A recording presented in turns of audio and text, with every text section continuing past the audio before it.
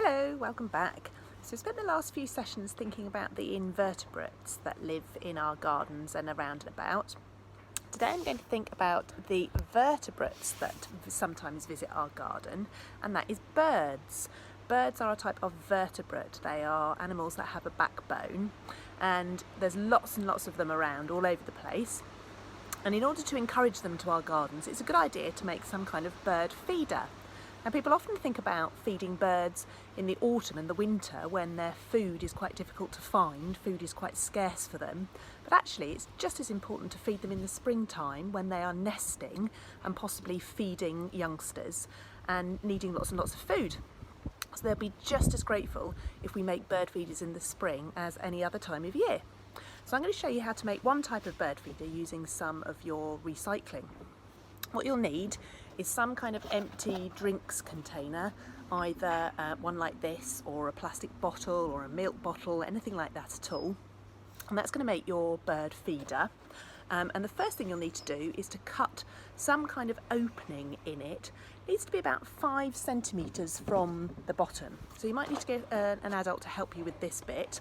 What I'm going to do is I'm going to cut a sort of arched doorway in mine, and that'll be where I put my food in and where the birds can access the food that I'm going to put in for them. So it doesn't need to be very big. There's mine. I've just cut, as you can see, just cut a sort of doorway shape into my container there. Now, in order to make it look pretty, what I'm going to do is I'm actually going to cover it. I found some sort of art foam bits in my craft drawer, and what I've done is I've cut them into sort of leaf shapes. So I've got greens and browns, so it's nice and camouflaged. And what I'm going to do is I'm going to stick that over the outside of my bird feeder, just to make it look a bit more camouflaged when it's hanging in my garden. So I'm going to get on with that now, and then when I've finished I'll show you the next step.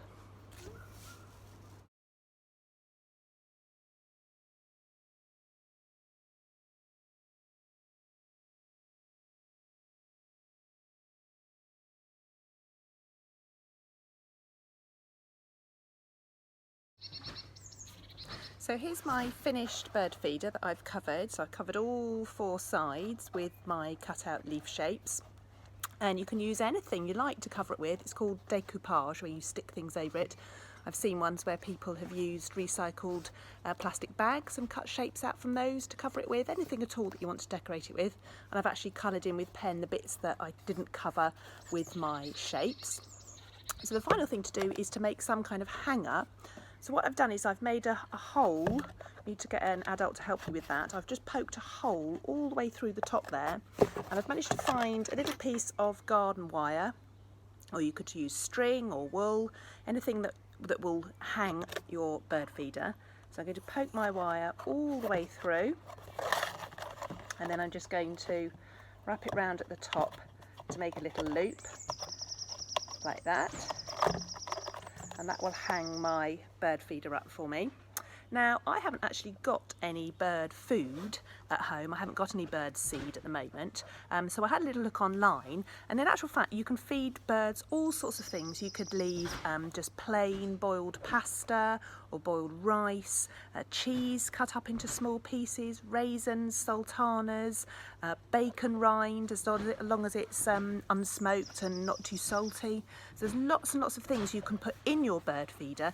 If you don't have bird seed at home, that's absolutely fine. And I'm going to hang that up in my garden, and I hope that some of the birds around and about will come and feed from this. And actually, I know that I've got a family of starlings who are nesting just up there underneath my roof, so I'm going to hang it near there so that they've got plenty of food whilst they're raising their chicks.